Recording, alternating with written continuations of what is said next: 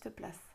Avec ma juste place, je m'adresse aux Wonder Woman épuisées et débordées et je les aide à se reconnecter à elles-mêmes pour retrouver sens et plaisir au quotidien. Aujourd'hui, je réponds à la question de Caroline sur la procrastination. Caroline m'écrit « Je remets tout à plus tard, je ne suis pas satisfaite et du coup, ce que j'ai remis à plus tard finit par se transformer en une obsession. Je me suis un peu améliorée, notamment sur les tâches administratives, mais je ne suis pas encore satisfaite. Le sport est un très bon exemple, je le veux vraiment et je ne le fais pas. » Alors ça, c'est une question qui revient souvent également et à laquelle on pourrait répondre de multiples façons. Je vais tâcher d'axer ma réponse sur les choses les plus importantes à mon sens. Alors, il y a deux choses différentes. Caroline évoque les tâches administratives et puis dans un deuxième temps, le sport. Alors pour les tâches administratives, ce que je conseille dans la majorité des cas, c'est de les circonscrire, ces tâches administratives. Si ce sont des choses qui sont très rébarbatives pour vous, à mon sens, il vaut mieux en faire un petit peu plus souvent qu'attendre d'être complètement débordée et de se trouver obligée d'y passer 2 jours. C'est ce que j'entends très souvent dans le discours des femmes que j'accompagne, c'est qu'elles attendent le dernier moment et là, effectivement, c'est une montagne d'administratifs qui les attend. Alors que se dire, si je consacrais tous les jeudis à 15h, 25 minutes à l'administratif en cours, j'écluserai beaucoup plus de choses, beaucoup plus naturellement que si j'attends que ce soit fini.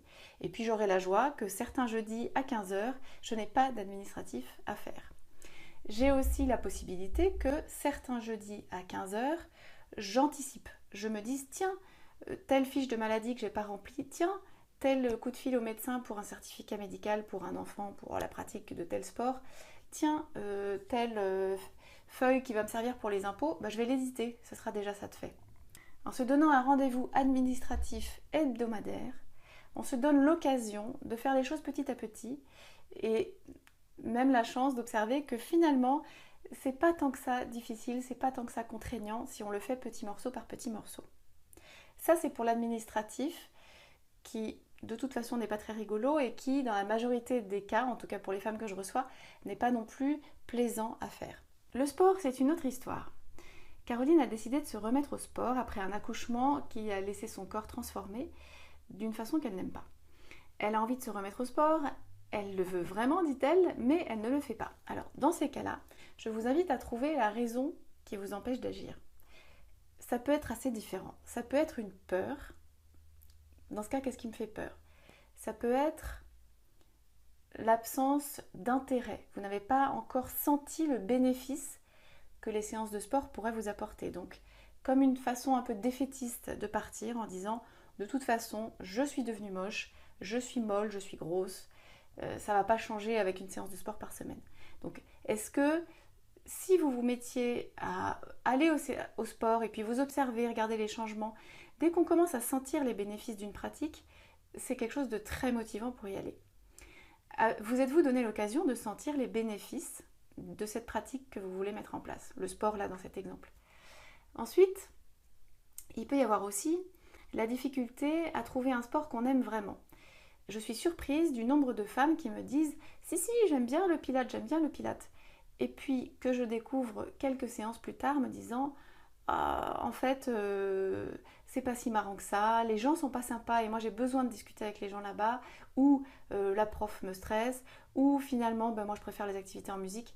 Bref, c'est très fréquent que les femmes découvrent, quand elles se posent la question, qu'en fait elles ne sont pas si intéressées par tel ou tel sport, ou que c'est le prof qu'il faudrait changer. Eh bien changez, n'hésitez pas à changer, cherchez jusqu'à trouver le sport qui vous convient. On peut adorer nager, c'est mon cas, et ne pas arriver à y aller parce que dans la ville où on vit, les piscines sont bondées, ou la piscine la plus proche de là où je vis est sale, je la trouve sale, donc ça me rebute. Le tout, c'est de trouver la raison pour laquelle vous ne pouvez pas vous remettre au sport.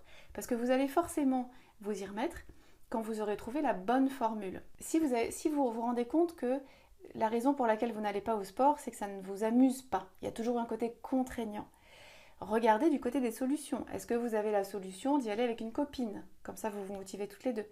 Par exemple, ne pas opter pour la danse classique que vous avez beaucoup pratiquée enfant et que vous aviez adoré, Mais si vous découvrez que la raison de fond, c'est que vous avez besoin de vous amuser et que la danse classique ne vous amuse pas suffisamment, allez essayer du côté de danses plus amusantes comme la danse africaine ou la danse du ventre, des choses où vous pouvez plus vous lâcher. Peut-être après reviendrez-vous à la danse classique. En tout cas, essayez de trouver la raison de fond. Pourquoi est-ce que je n'arrive pas à m'y mettre? Il y a forcément une raison. Et c'est en trouvant cette raison que vous allez pouvoir imaginer différents aménagements. Voilà, je vous souhaite un beau lundi. J'espère que ces quelques points auront pu éclairer certaines d'entre vous. Et je vous dis à dans 2 lundis. Pour en savoir un peu plus sur qui je suis et ce que je fais, je vous invite à venir faire un tour sur le site internet majusteplace.com. Il est mis à jour chaque semaine. Vous y trouverez des minutes du lundi sous l'onglet blog. Vous y trouverez un peu plus d'informations sur moi sous l'onglet à propos.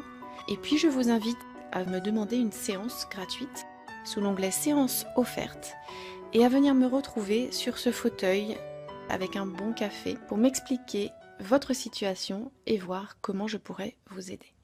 À bientôt!